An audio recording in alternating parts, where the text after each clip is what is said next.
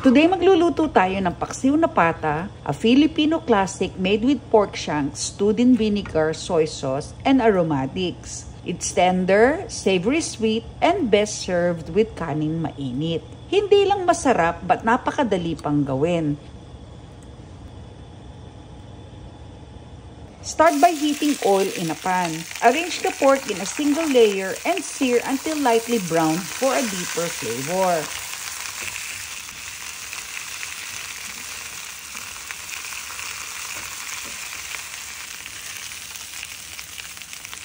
Pag nag-brown na ang pork on all sides, alisin sa pan and set aside. Di na kailangan hugasan ng kawali dahil those brown bits are great for building flavor. Add more oil as needed at gisa ang onions and garlic until softened.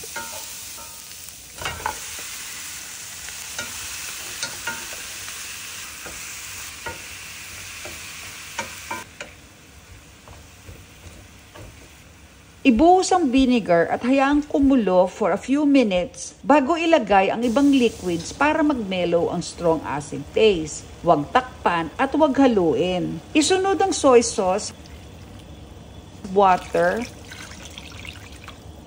peppercorns, and bay leaves.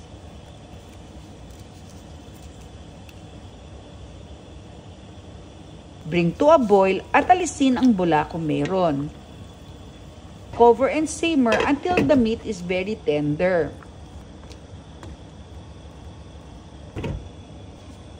I-check at haluin paminsan-minsan.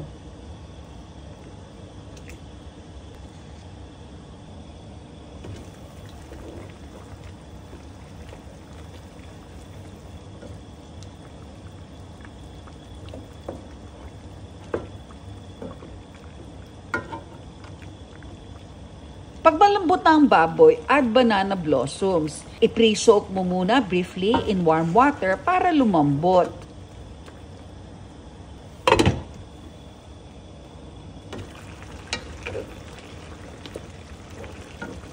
Continue cooking until mag-reduce ang sauce and then season with brown sugar and salt to balance the flavors and bring everything together.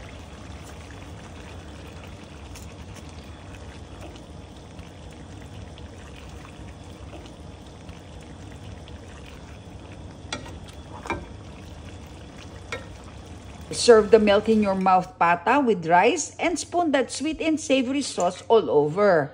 Enjoy!